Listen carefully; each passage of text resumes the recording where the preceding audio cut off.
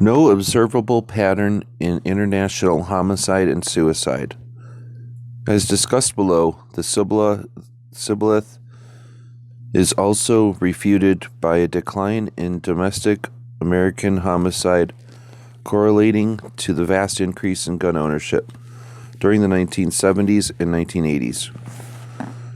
To mask this embarrassing downward trend in murder, the health sages begin in the mid-1980s, massaging the statistics by combining homicide and suicide into one joint figure.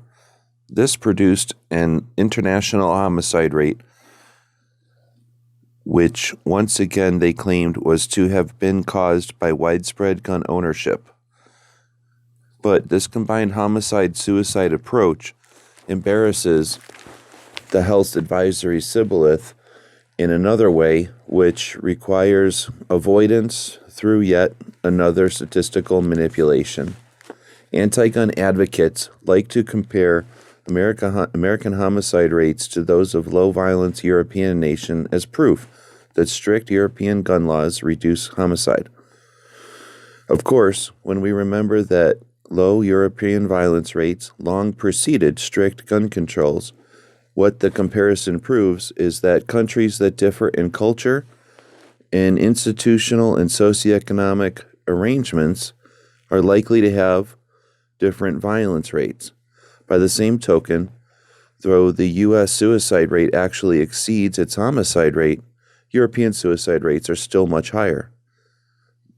These much higher suicide rates further confirm that decisive factors in societal harms associated with guns are culture and other issues more fundamental than availability of some particular kind of weaponry.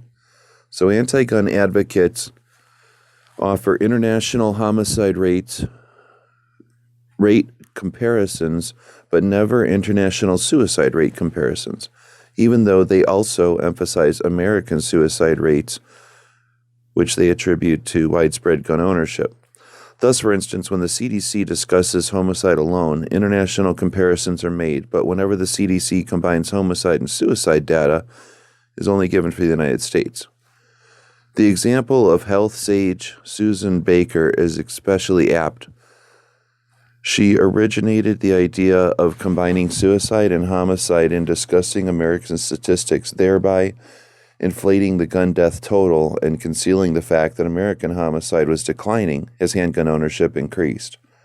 If deception is not the object, why, when she uses cross-national comparison to support an anti-gun syllabus, does she abandon her own supposedly preferable combined suicide and homicide creation and revert to the homicide-only approach? In arguing that restrictive gun laws reduce homicide, she points out that Denmark's murder rate is about 7 deaths per 100,000 population, lower than the United States. If she had compared suicide rates, however, she would have had to admit the Danish rate is much higher. But by the same token, when she compared the two nations' combined homicide and suicide rates, according to her own supposedly preferred method, she would have to admit the Danish combined rate was almost 50% higher than the American. Curious about what would happen if Professor Baker's combined homicide-suicide rate was used in making international comparisons, we constructed a table. I'm going to go over to that table right now, since that table is just here on page 61. So table 2 has 5 columns, a whole bunch of rows. The first column is the country. Next is, I guess, the suicide rate, the murder rate, the combined rate, and then the year. And I guess they're in order of their combined. And the highest combined is Estonia, followed by Russia, Latvia, Lithuania, Finland, Ukraine, Denmark, Austria, Switzerland, France, Belgium. United States comes in there at this point, followed by Sweden, Germany, Luxembourg, New Zealand, Canada, and Israel. Suicide rates are also in order. So the largest suicide rate is in Estonia. The smallest is in Israel. The murder rates also are in order for the most part, except for a couple of exceptions, including the United States, which has a larger murder rate than most of the countries around it.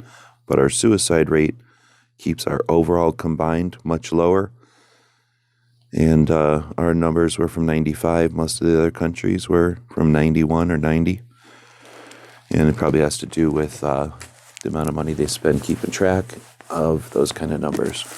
All right, so we're going to go back to the reading. How well do the results in Table 2 comport to the health advocacy syllabus that more access to guns means homicide and suicide, more homicide and suicide, while strict gun laws reduce each? Of the nations for which figures were available, the United States ranks below the median when suicide and homicide rates are combined.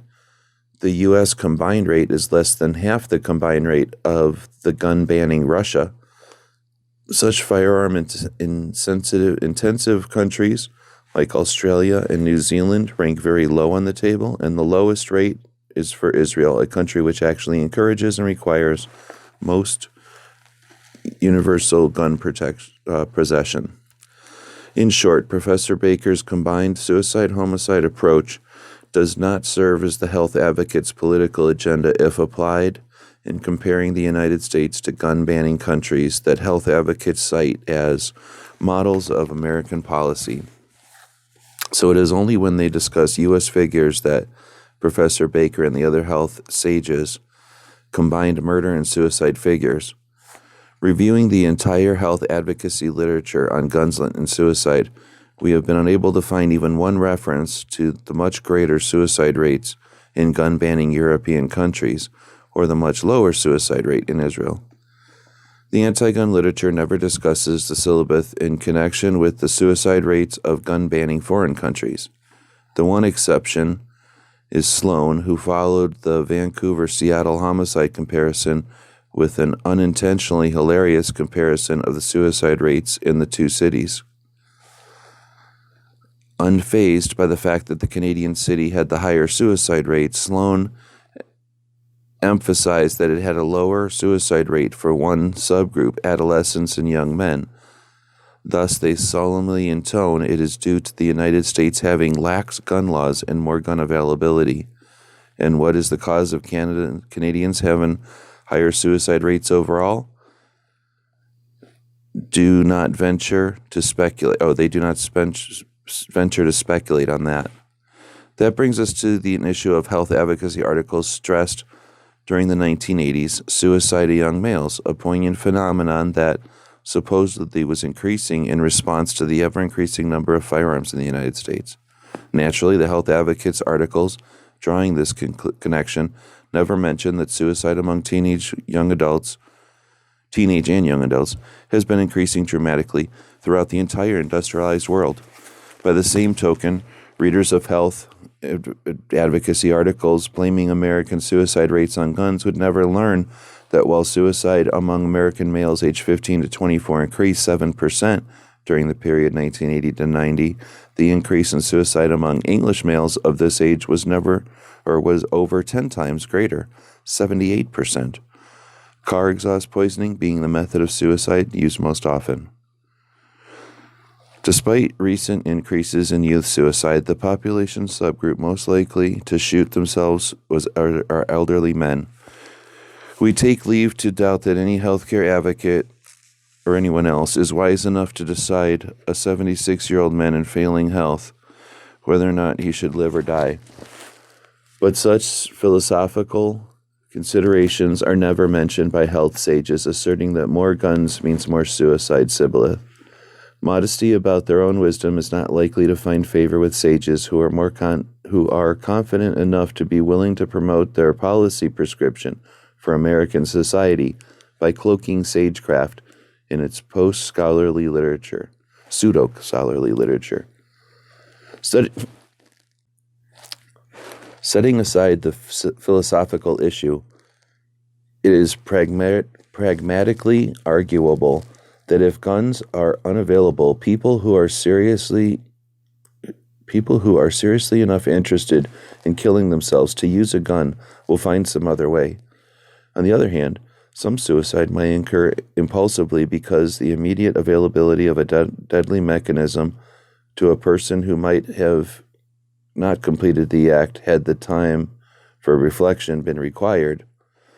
The intellectual desert inhabited by health advocates is epitomized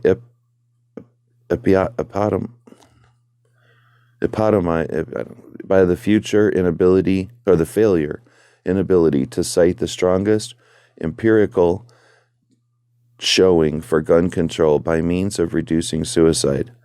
They do not know this study because it has been done by Gary Kleck, whose work they compulsively avoid. Suicide is a serious issue. It deserves serious scholarly discussion, rather than being used as a political football by unscrupulous propagandists grasping at any opportunity to make a case for their preordained agenda. Finally, consider the implications of Table 2 for the health advocacy syllabus that strict gun laws equal low homicide.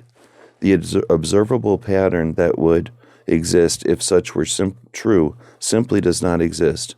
Denmark, whose strict anti-gun laws Professor Baker praises, has almost 4 times more homicide than Switzerland and more than 4 times more homicide than Israel.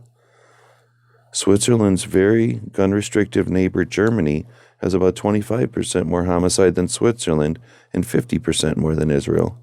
Germany's very gun-restrictive neighbor Belgium has more than 20% more homicide than Germany, and their mutual neighbor Luxembourg, where gun ownership is completely illegal, has more than 100% more. England, with its much ballyhooed anti-gun policies, has the lowest homicide rate of all, but homicide with exactly the same laws has almost 3 times as much homicide as England and much more than Israel or Switzerland. These statistics are not intended to, nor do they prove, that strict gun laws cause homicide. What they do reinforce is the conclusions set out above in the section titled The Verdict of Criminology Scholarship. Gun ownership is responsible, or by responsible adults, is not the cause of special problems associated with guns. What causes these problems is gun possession by irresponsible people. Disarming criminals and irresponsible people is a highly desirable goal, but it is not reasonable to anticipate any more success than the law has in preventing or deterring them from violent acts. In every society, the number of guns suffices to arm those who desire to misuse them. The next section is gun availability, social harms, and fraudulent nondisclosure. Having dealt with the international statistics, we move now to domestic American statistics. Here again, to sustain the health advocacy syllabus, sages routinely suppress facts and truncate, select, or even falsify statistics and data. They must doctor the statistics because a full and accurate rendition would not show the easily observable, consistent, and coherent pattern of more guns equals more murder, suicide, and accidents. At this point, we need to offer a caveat as the health advocacy literature's suppression of data and or relationships. When we say something is never mentioned or discussed in that literature, we are not denying that independently knowledgeable readers might be able to ferret parts out of it. For instance, we can find tucked in a table the fact that young inner-city black males have a homicide rate almost 1,000% greater than their counterparts in rural areas. But a correlative fact will not be found, much less discussed, because it casts doubt on the syllabus. The correlative fact that rural blacks have far lower murder rate, despite having a rate of gun ownership and or availability comparable to whites, i.e. a rate far exceeding that of urban blacks, a fortiori, there is no discussion of how these correlated facts can be squared with the more guns equals more murder syllabus. Suppression of declining accidental gun fatalities. We use terms like suppression and nondisclosure advisedly to describe a pattern of fact omission which renders the statements made deceptive or likely to mislead. Suppression thus differs in method, though not in effect, from affirmative misrepresentation, overt mendency, which we separately catalog in anti-gun health advocacy writings. We earlier detailed suppression by health advocates of the fact that 2/3 decline in fatal gun accidents over a 20-year period from 1967 to 86 coincided with a 173% increase in handgun stock. This correlation goes so remarkably unremarked upon because it triply embarrasses the health advocate sages' political agenda. First, to acknowledge it would be undercutting their use of danger of gun accident as a reason for opposing gun ownership. Second, such acknowledgement might lead the readers to well-justified skepticism about the syllabus that increasing gun availability increases the rates of murder, suicide, and fatal accidents. Third, admitting the remarkable decline in fatal gun accidents might prompt inquiry about linkage to correlative phenomenon that occurred during the same years. The handgun's replacement of the long gun as a weapon kept loaded for defense by Americans, homes, and stores. Handgun prohibition advocates themselves argue that banning handguns would reverse that trend, causing a return to long guns for home and office defense, weapons that advocates, in their abysmal ignorance of firearms, erroneously think are safer than handguns. In fact, the necessary effect of such a reversal would be to increase accidental fatalities. If kept loaded and ready for rapid defense deployment, long guns are both more likely to be accidentally discharged and much more deadly when discharged. Than are handguns. Moreover, a long gun is much more difficult to secure from children. The comparative dangers are more clear by comparison of the available figures breaking down gun involvement in fatal gun accidents. Though 90% or more of the firearms kept loaded at any time are handguns, handguns are involved in less than 14% of the accidental gun fatalities. It is estimated that 85% of loaded handguns in American homes, that the 85.2% of loaded handguns in Americans' homes in the year 1980 had been long guns instead. The number of fatal gun accidents would have more than quadrupled, from 1,244 to about 5,000, i.e. about 4,000 lives per year would have been lost by accidental shootings in the home. Table 3 provides all available comparative data on involvement of handguns, rifles, and shotguns in accidental death. It's another table. I'm not going to go through it. It's titled Table 3 National Safety Council Gun Accident Statistics. And it just talks about the number of gun accidents between 1991 and 1979. It looks like there was a total of 21,000. And most of them were unspecified by a great number. 14,000 of the 21,000 were unspecified as to whether they were handgun, rifle, or shotgun.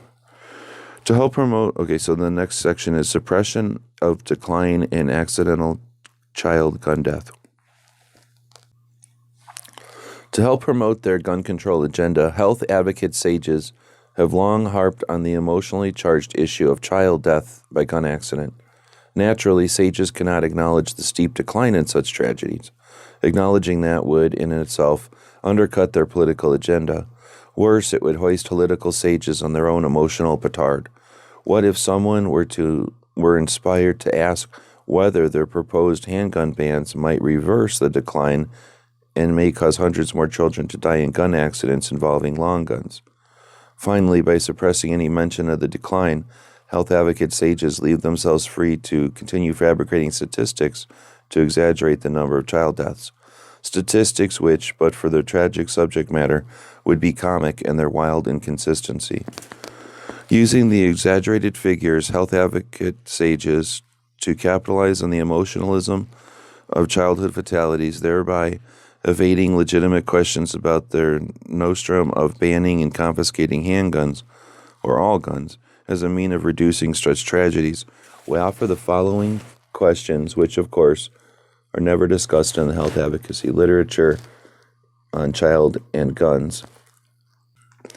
First, if so sweeping a measure of confiscating 230 million firearms is justified because some 273 children under the age 15 die in firearms accidents annually, is the less intrusive measure of banning child bicycles justified by the death of 3 times as many children in bicycle accidents annually?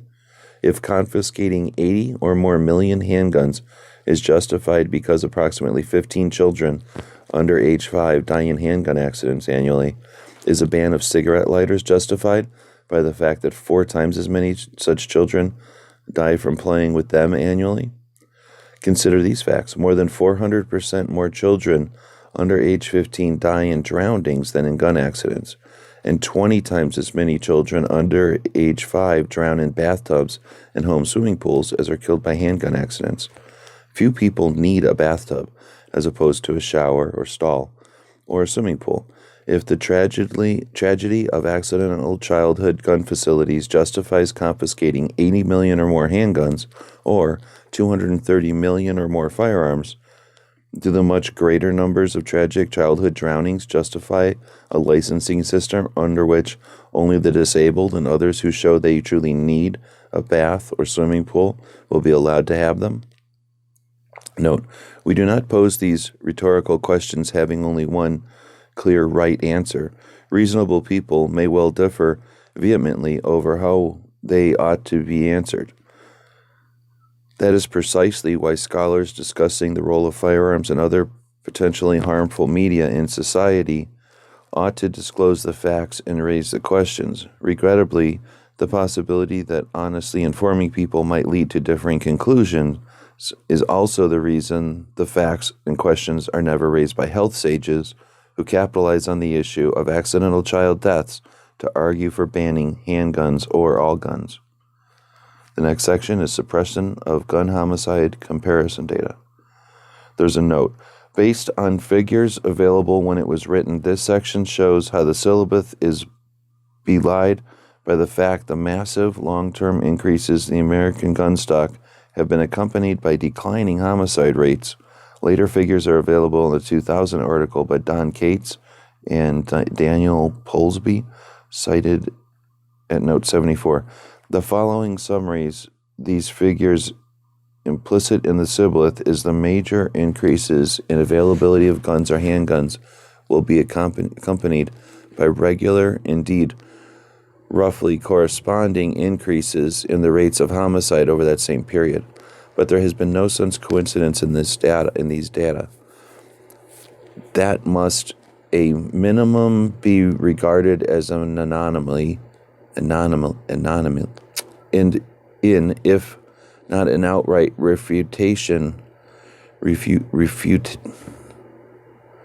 of the hypothesis that gun availability is a main, if not the primary cause of American homicide rates.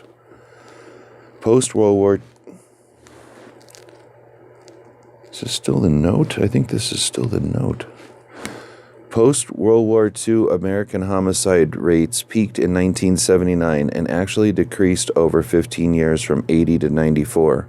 In this period, the number of handguns in civilian hands increased from 51 million to 84 million, or about 64%, while gun ownership overall increased 40% from 667 million to 235 million weapons.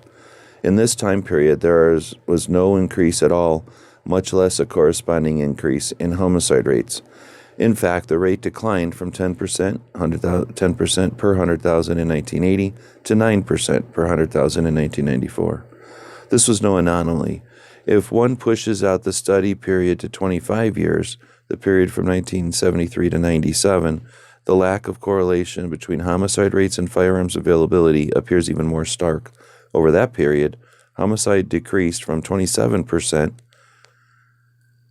despite an approximate 160% increase in the number of handguns owned by civilians, from 39 million to 94.9 million, and a 103% increase in civilian gun ownership from 128 million to 254 million.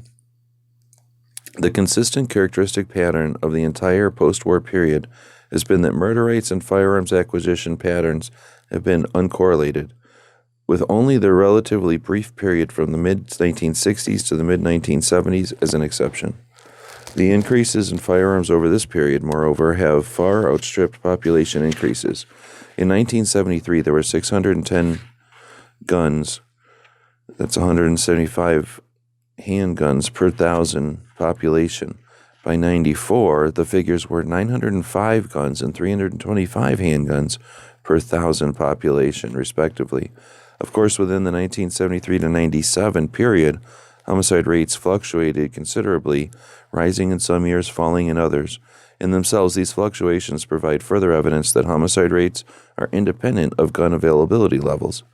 Guns, particularly handguns, availability levels exhibit no comparable fluctuation.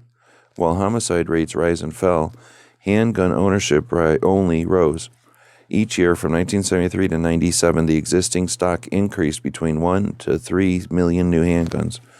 These increases were accompanied by long-term decline in murder, not the increase that would have occurred and that has insistently been predicted by believers in the syllabus. All that was the note. Once again, these are facts that readers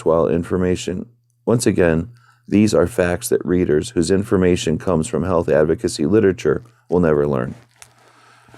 Syllabus diverts attention from actual causes. Likewise, never discussed, at least in connection with breakdowns of rates of firearms ownership by race, in the health advocacy literature, is that the white homicide rate has steadily fallen since 1980.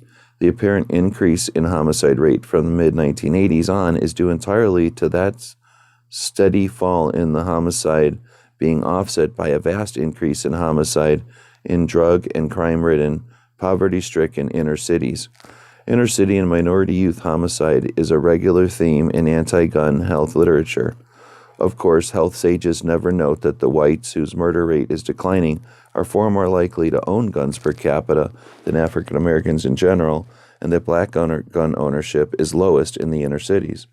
Mentioning that would at once just confirm their syllabus that gun availability causes homicide and support the leading English criminological analyst pessimistic view that in any society the number of guns always suffices to arm the few who want to obtain and use them illegally.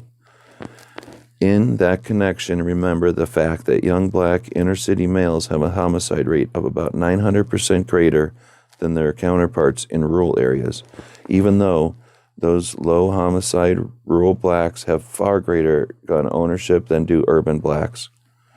In sum, increased firearm availability to honest, responsible people of any race does not cause increased violence. Neither is low availability to such people associated with lower violence. Taken together or separately, data on firearms availability for the nation as a whole and for discrete geographic and demographic subpopulations discredit the syllabus that the possession of guns is the primary cause of murder. The actual cause is hopelessness, poverty, and lack of substantial employment opportunities other than competing in the murderous drug trade. Studies suggest that black rates of homicide and other violence are no greater than those of similarly situated whites. In that connection, consider the following remarks. This is a quote.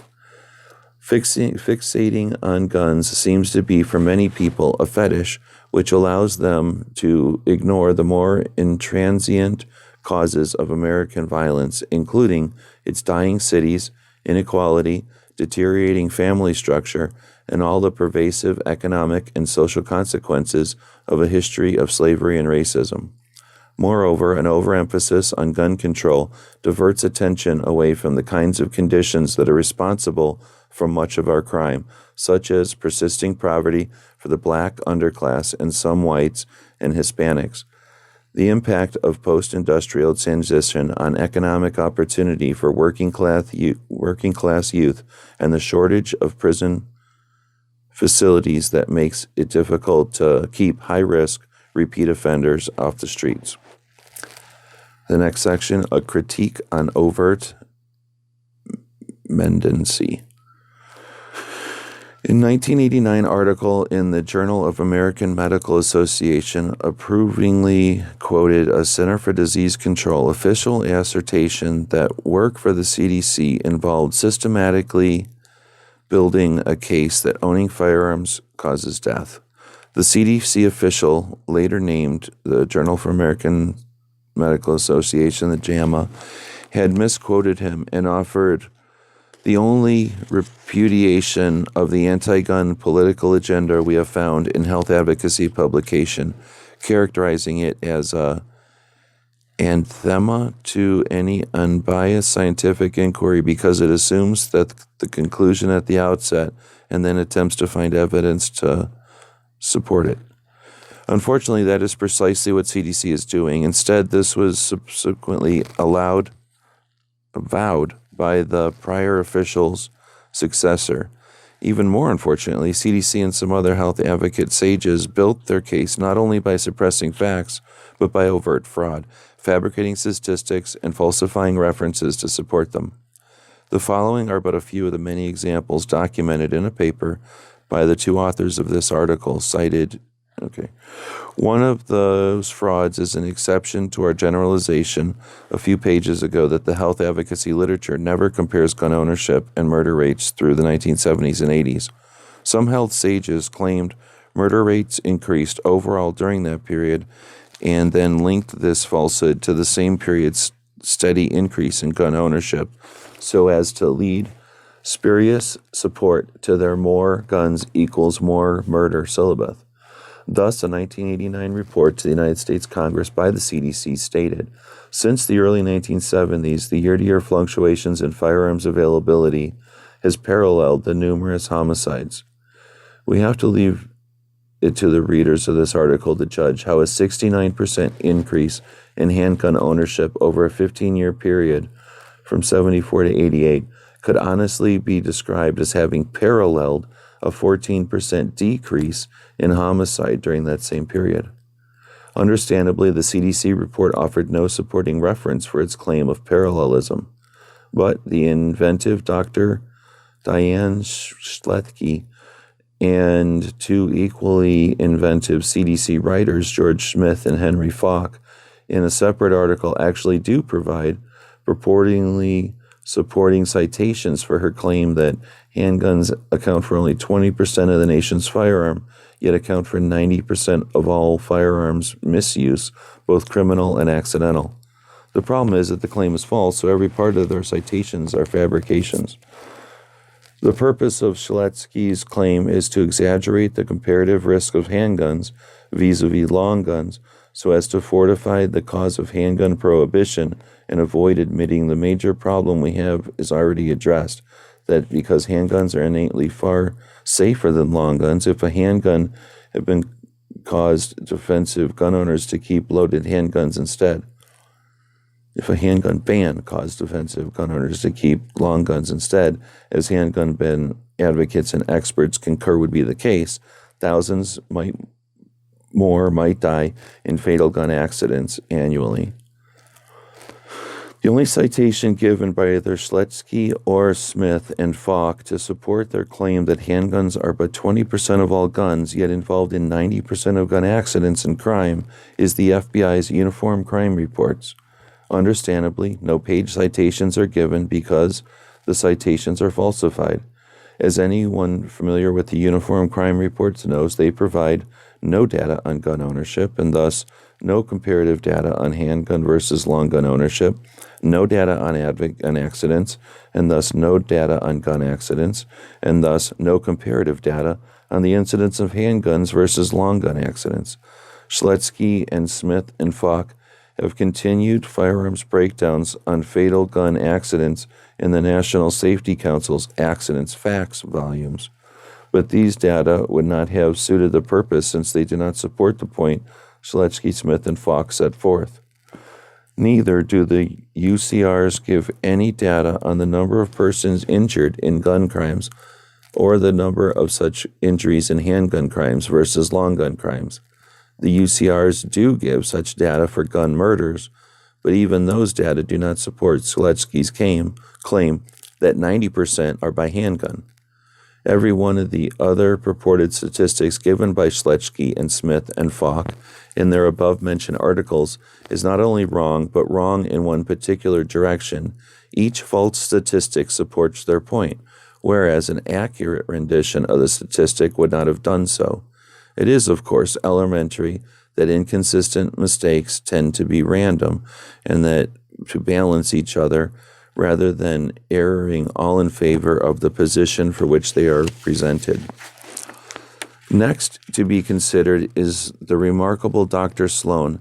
Giving him the benefit of the doubt, we put down other mischaracterizations by him to the gun adverse dyslexia, we put down other mischaracterizations by him to gun adverse dyslexia.